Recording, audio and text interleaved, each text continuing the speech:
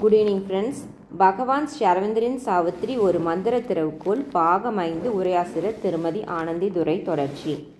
நம்முடைய வாழ்நாட்களோ பேரிழவு என்னும் சங்கிலியின் கன்னிகளாகவே உள்ளன. சாதாரணமாக நாம் எடுத்து வைக்கும் காலடிகள் கூட ஆபத்தான விளைவுகளை ஏற்படுத்தி விடுகின்றன. கடந்த காலத்து நமது வினை பயன்கள் என்னும் கொடூரங்கள் நம்மை அறியாமலே வந்து நம்மை தாக்குகின்றன. நாம் அவற்றை மறந்துவிட்டாலும் கடவுளர்கள் அவை யாவற்றையும் நினைவில் வைத்து கொண்டு நம்முடைய எதிர்காலத்தை உருவாக்குவதற்கு அவற்றை பயன்படுத்தி கொள்கின்றனர். கர்மா என்னும் கசப்பான கடுமையான வினைப்பயன் வீணாக உருவாக்கப்பட்டதாகவே இருக்கிறது.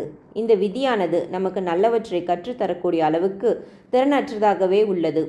ஏனென்றால் உண்மையில் நம்முடைய மனங்களே நம்முடைய விதியை தீர்மானிக்கின்றன. நாம் நம்முடைய அனுபவத்திலிருந்து எதையும் கற்றுக்கொண்டு திருப்தி விடுவதில்லை. மீண்டும் மீண்டும் அதே தவறுகளை செய்து கொண்டுதான் இருக்கிறோம். நம்முடைய ஜீவனையும் பிறருடைய ஜீவன்களையும் துஷ்பிரயோகம் செய்யும் உணர்வற்றவர்களாகவே நாம் தொடர்ந்து இருப்பதால் நம்முடைய வாழ்க்கையையும் பிறருடைய வாழ்க்கையும் வீணாக்குகிறோம். அதன் காரணமாக சொர்க்கத்திலிருந்து இறங்கும் காக்கும் திறன் கொண்ட அன்பானது அதன் புனித தன்மை இழந்து கீழே உள்ள தெய்வங்களால் கைப்பற்றப்பட்டு மாசுபட்டதாகி விடுகிறது. காதல் என்னும் தேவதூதன் இப்போது அச்சம் தரக்கூடிய ஆபத்தானவன மாறியுள்ளான். அவனால் அவனது சந்தோஷங்களை தக்க வைத்துக் கொள்ள முடியாததால் சினம் கொண்டவனாக மாறியுள்ளான்.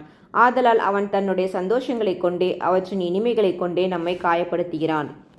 அவனுடைய பார்வையால் ஆக்கிரமிக்கப்பட்ட ஆன்மாவிடம் அவன் இரக்கமே காட்டுவதே இல்லை. காதல் தேவனுக்கு இரையான ஆன்மாக்களுக்கு வேதனைகளையும் வருத்தங்களையும் வழங்கி அவன் அவர்களை துயரத்துக்கு ஆளாக்குகிறான்.